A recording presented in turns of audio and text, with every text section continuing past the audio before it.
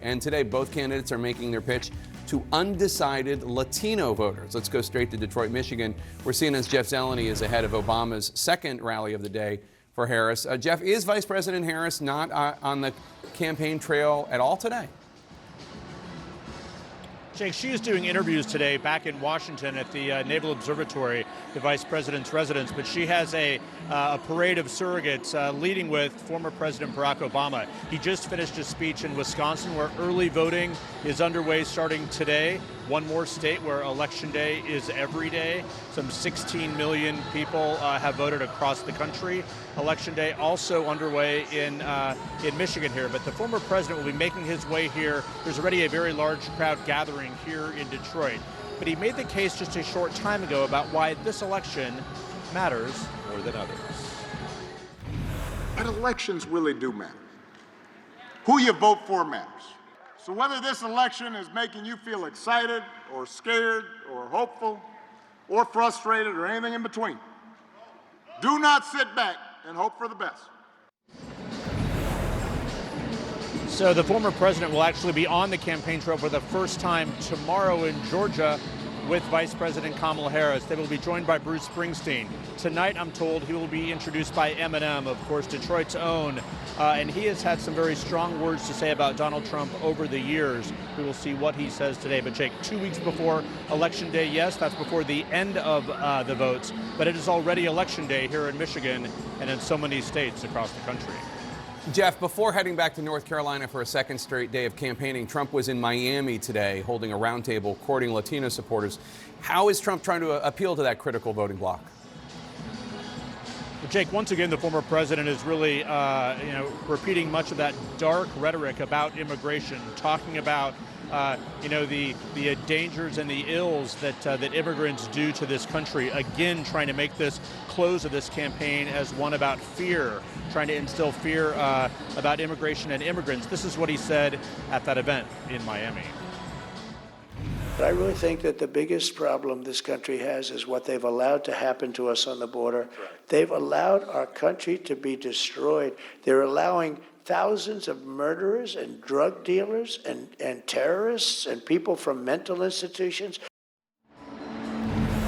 So, Jake, of course, that is hardly the full picture of immigration, but it was the former president who urged Republicans in Congress to not go forward with any type of immigration measures during this Congress. But he believes it's a winning issue, electorally speaking, even when he's trying to court Latino voters. Jake, in the closing stretch of this campaign, there is no doubt Latino voters, African-American voters are at the center of both campaigns' pitches.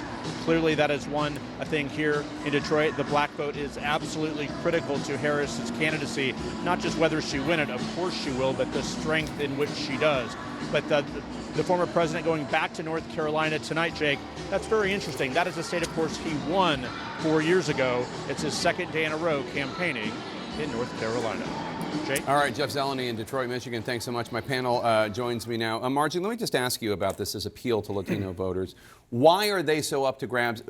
And what do you think about Mr. Trump, President Trump, using language like that at an event for Latino voters? Is there a risk of offending them, or do a lot of Latino voters who came here legally agree? Well, it would certainly seem inauthentic if all of a sudden he didn't talk like that, because that's the language he's been using all this time. If he is defined by any issue, it's the way he talks about immigration and specifically about Latinos.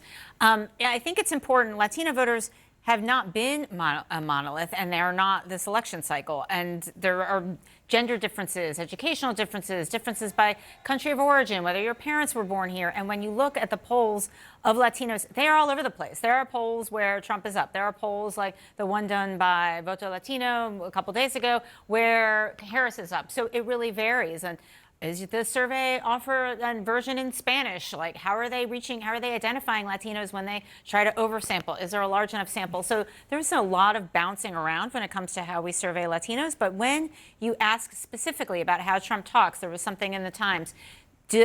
When Trump talks about immigration, is he talking about you?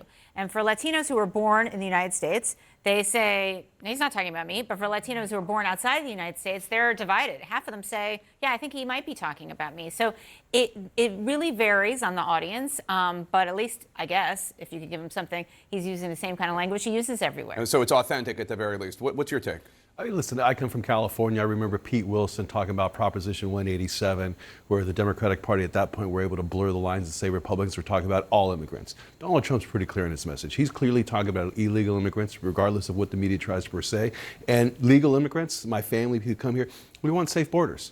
You know, Where did your family come from? Mexico and Bolivia. Okay. And so they want safe borders, and they're from California. I'm sure we have some people in my family that are of questionable status over the years, but at the end of the day, they're falling into simple places. Like, we want order, we want structure, and we want a normal process to come in, and we just haven't seen that in the last 25 years. And Donald Trump is actually speaking to a process that just doesn't open the borders, and that's appealing to Democrats and Republicans. We've talked about how both candidates, Harris and Trump, and their vice presidential candidates, are going wherever, going where the votes are, podcasts, YouTube channels, et cetera. And to be clear, I have no problem with that. Just people think that old mainstream anchors care about that. No, great, go where the voters are. Laura Trump, their surrogates are doing it too. Laura Trump, the president's daughter-in-law, former president's daughter-in-law, was on with Charlamagne the God yesterday, and it got a little contentious. Let me run a little bit of that.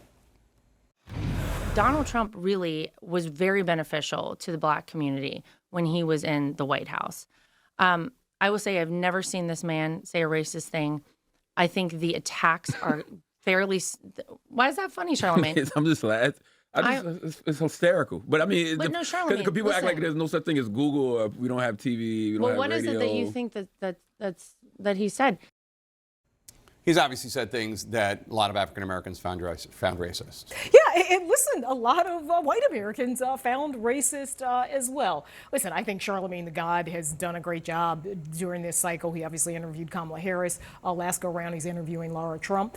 It is a big question in terms of how much of the black vote will show up and what percentage of the black vote in places like Detroit and Philly and Milwaukee will turn out for Kamala Harris. She is overwhelmingly going to get black men. She's going to get black women as well. But we have seen that Donald Trump has been able to eat into some of that support. Newsflash, there are black people who are Republicans, right? There have always been black people who have been Republicans, and those folks will turn out for Donald Trump. I think that the question is margins. I don't think Laura Trump is probably the best surrogate to be speaking to Charlamagne the God? To Charlamagne the God about what Daddy Donald Trump has done for the black community.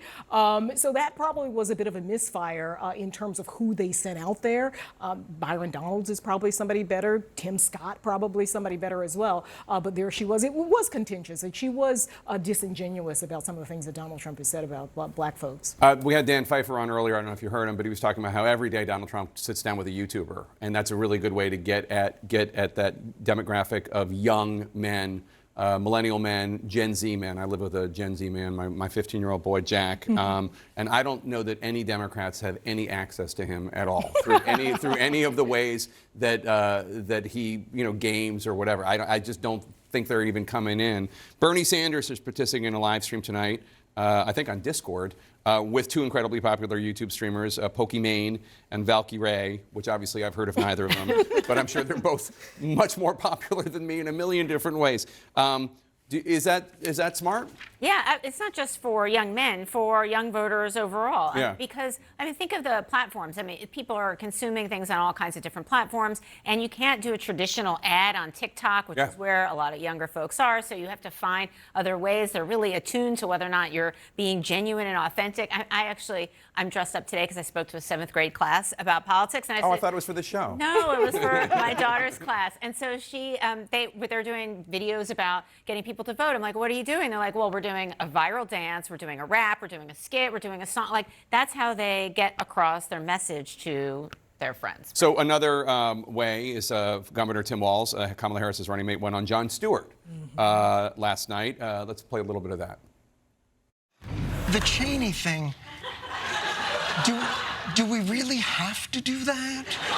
The constitutional piece, yes. There are a lot of people out there. I think Liz Cheney and Dick Cheney give permission to those folks who want to find a reason to do the right thing. It doesn't mean they agree with us. We're not going to take their foreign policy decisions and discussions, and implement those.